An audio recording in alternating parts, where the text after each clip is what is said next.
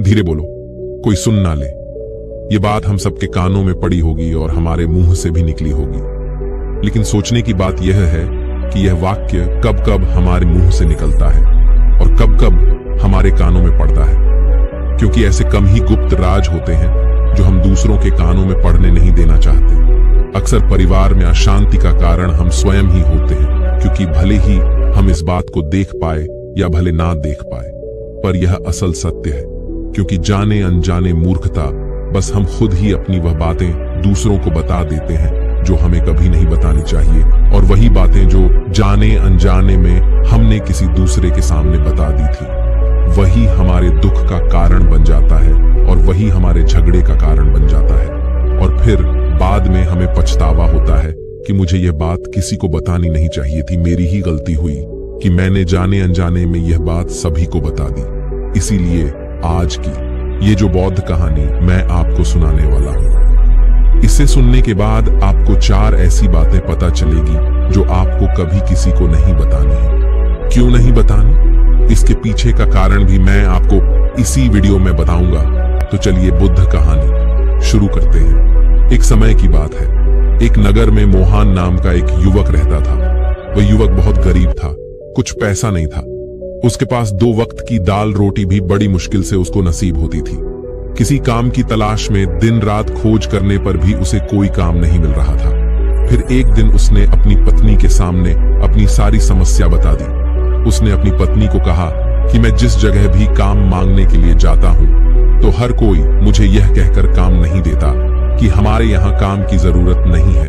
मैं काम की तलाश कर करके थक चुका हूं। मुझे समझ नहीं आता कि मैं तुम लोगों का पेट कैसे भरूं, अपने बच्चों को कैसे पालूंगा, और यह चिंता मुझे दिन रात खाए जा रही है। यह सुनकर उसकी पत्नी ने कुछ सोचकर कहा कि तुम एक आदमी के पास सिर्फ एक बार ही काम मांगने के लिए जाते हो, और जब वह काम नहीं देता तो तुम दोबारा उसके पास जाते तक नहीं हो।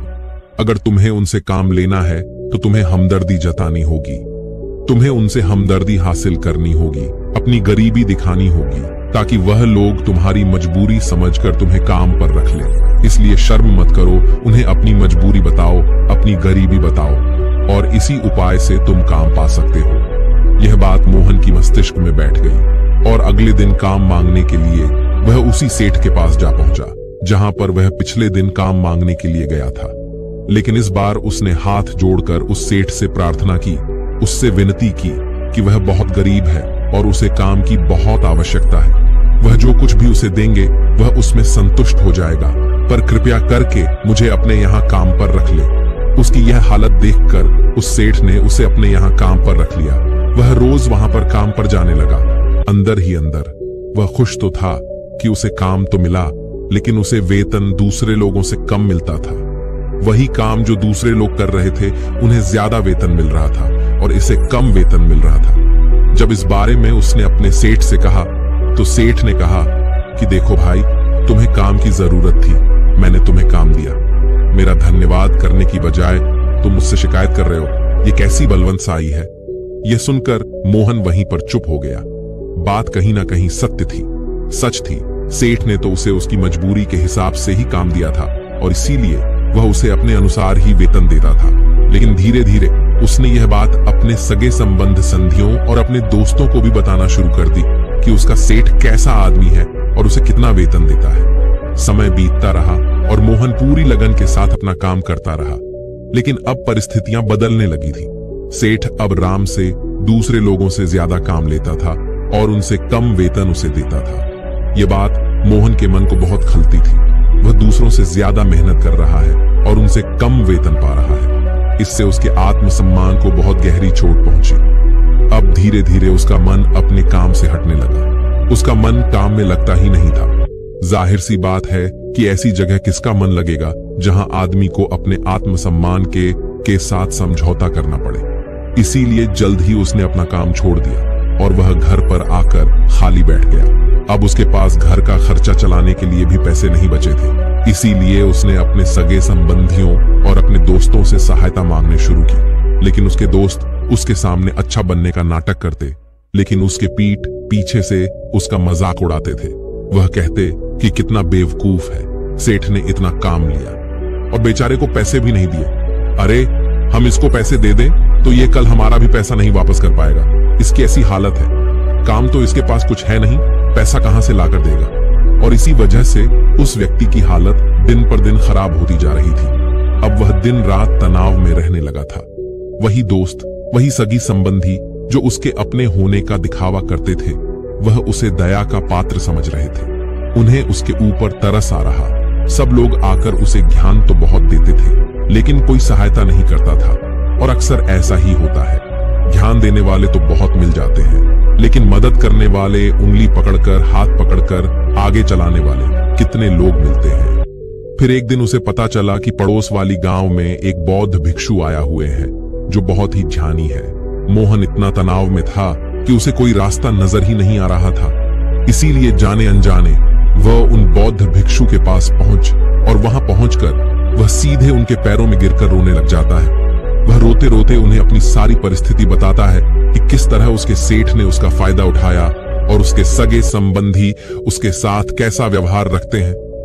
सारी बातें सुनकर बौद्ध भिक्षु ने उसे चुप कराते हुए कहा कि पुत्र, यह सारी समस्याएं तुम्हारी बुद्धिहीनता और तुम्हारी मूर्खता के कारण उत्पन्न हुई है। अगर तुम्हारे अंदर विवेक होता तो इनमें से एक भी समस्या तुम्हारा चित्त को दुखी नहीं कर सकता थी, लेकिन तुमने अपने अविवेक के कारण, अपनी मूर्खता के कारण खुद ही अपने रास्ते में कांटे बिछा दिए। परंतु आज मैं तुम्हें 4 ऐसी बातें बताने जा रहा हूं जो भूलकर भी किसी को मत बताना, और इन बातों का अनुसरण करते हुए तुम बाहर से मिलने वाले दुखों को तो दूर कर ही सकते हो जो बेवजह दुनिया की वजह से तुम्हारे अंदर आ जाते हैं। और पुत्र, पहली बात जो किसी को नहीं बतानी चाहिए वह है अपनी मजबूरी का दिखावा करके दूसरों का दया पात्र बनाकर उनकी सहायता लेने की गलती कभी मत करना। हो सकता है कि आज वह तुम्हारी मजबूरी देखकर तुम्हारी सहायता कर दे, लेकिन कल वह तुम्हारा फायदा उठाने से भी की नहीं चुके, और अगर फायदा भी नहीं उठाया तो दूसरों के सामने तुम्हारा मजाक बनाने में वह आदमी कभी नहीं झुकेगा। इसीलिए कभी भी अपनी मजबूरी का दिखावा मत करो। अगर घर में 2 रोटी है, सूखी रोटी है, तो वहीं खाकर सो जाओ, लेकिन दूसरों को इसके बारे में भनक तक नहीं लगनी चाहिए। जरा आप खुद सोचो, मजबूरी बताने का क्या प्रयोजन होता है एक इंसान का? या तो वह दूसरों से सहानुभूति हासिल करना चाहता है या उनसे कोई आर्थिक मदद चाहता है। लेकिन अगर दोनों ही परिस्थितियां आप देखें तो दूसरा आदमी आपका फायदा उठाने से नहीं चुके, और अगर वह फायदा नहीं भी उठाएगा तो अपनी नजर में तो वह आपको मूर्ख ही समझेगा, बेवकूफ समझेगा, और दूसरों के सामने आपका मजाक तो जरूर बनाएगा। इसीलिए अपनी मजबूरी के बारे में कभी किसी को मत बताना। अतीत की गलतियां और भविष्य की रणनीतियां किसी को नहीं बताना। दूसरी बात जो किसी को भी नहीं बतानी चाहिए वह है अपनी अतीत की गलतियां और भविष्य की रणनीतियां। जरा सोचो कि अगर हम अपने अतीत की गलतियां किसी दूसरे को बताते हैं तो उसका क्या प्रभाव होगा। वह गलतियां ठीक तो नहीं की जा सकती, जाहिर है, तो उन्हें बताने का क्या प्रयोजन रह जाता है।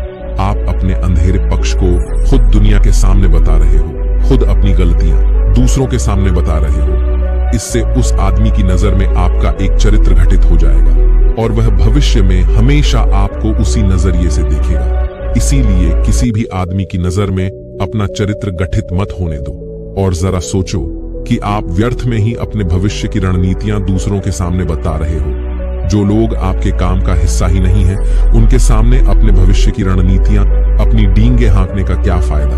वह लोग आपकी सहायता तो नहीं करेंगे, लेकिन आपकी भविष्य की रणनीतियों में बाधा जरूर बन सकते हैं। आप खुद अपनी विवेक का इस्तेमाल करिए और सोचिए कि आपके साथ भी ऐसा हुआ है कि आपने अपनी भविष्य की रणनीति किसी को बताई हो और वह कामयाबी ना हुई हो। जरूर हुआ होगा, जरा गौर से सोचिए। और तीसरी बात जो मैं आपको बताने जा रहा हूं, जो किसी को नहीं बतानी चाहिए, वह सुनने पर बहुत अजीब लग सकती है, लेकिन उसका सत्य भी मैं आपको एक तर्क के माध्यम से दूंगा। मैं कहता हूं कि अपनी आमदनी किसी को मत बताना। अब अपनी आमदनी ना बताने के पीछे क्या प्रयोजन हो सकता है। जरा सोचिए कि आप अपनी आमदनी अपने दोस्तों को बता देते हैं, तो जब आपके दोस्तों को जरूरत पड़ेगी तो वह सिर्फ आपको ही याद करेंगे, क्योंकि उनको पता है कि अगर आपकी आमदनी ज्यादा अच्छी है तो आप ही उनकी मदद कर सकते हैं। और इसीलिए ज्यादा लोग आपसे सहायता मांगेंगे। और जब आप उनकी सहायता नहीं करेंगे तो वह सोचेंगे कि इस आदमी के पास पैसे हैं, मेरी सहायता कर सकते हैं, लेकिन यह सहायता कर नहीं रहा है। और इसीलिए आपकी आमदनी आप दोनों दोस्त के बीच एक झगड़े का कारण हो सकती है। कम आमदनी होगी तो लोग मजाक उड़ाएंगे, और ज्यादा होगी तो सहायता मांगेंगे, तो अपनी आमदनी बताने का कोई प्रयोजन नहीं है। चौथी बात जो मैं आपको बताने वाला हूं, उसे अपनी घाट बांध लेना और किसी को यह बात मत बताना अपनी कमजोरी और अपनी ताकत। अक्सर इंसान को पता नहीं होता है कि उसकी कमजोरी या उसकी ताकत क्या है, लेकिन अगर आपको अपनी कमजोरी और अपनी ताकत पता है तो पहली बात तो आप बहुत ही बुद्धिमान आदमी हैं, और दूसरी बात कि आपको यह बातें किसी से साझा नहीं करनी है, क्योंकि अगर आपकी कमजोरियां दूसरों को पता चल गई तो वह आपकी कमजोरियों का फायदा उठाएंगे, और अगर आपकी ताकत पता चल गई तो वही ताकत आपकी कमजोरी बन जाएगी, क्योंकि वह ताकत दूसरे आदमी को पता है और वह ताकत की खाट भी ढूंढ ही लेगा। अपनी कमजोरी और अपनी ताकत अपनी पत्नी या अपने पति को भी नहीं बतानी चाहिए, क्योंकि इसके बाद आपको घर में उनसे हमेशा दब के रहना पड़ेगा। अगली बात जो किसी को नहीं बतानी चाहिए वह है अपने मित्र और अपने शत्रु। आप अपने मित्रों के बारे में अगर दूसरे लोगों को बताएंगे तो वह आपके मित्रों के साथ अपनी घनिष्ठता बनाकर आपको धोखा दिलवा सकते हैं, आपके गहरे मित्रों को आपसे दूर करने का प्रयास कर सकते हैं। अक्सर आम आदमी ऐसा नहीं करता, लेकिन आपके दुश्मन ऐसा करने की कोशिश कर सकते हैं। और दूसरी तरफ आपके शत्रु का भी किसी को नहीं पता लगना चाहिए, क्योंकि आज जो आपका मित्र है, अगर कल वह आपका दुश्मन हो गया तो वह आपके दुश्मन के साथ ही मिलकर आपको परास्त कर सकता है, आपको धोखा दे सकता है। इसीलिए अपने सबसे अच्छे दोस्तों को भी अपने दुश्मन के बारे में कभी मत बताना चाहिए। और फिर इतना कहने के बाद ही वह बौद्ध भिक्षु पूरी तरह से मौन हो गए, क्योंकि आज उस व्यक्ति को ऐसी 4 बातें जानने को मिली थी जिससे कि उसका पूरा जीवन बदल जाएगा।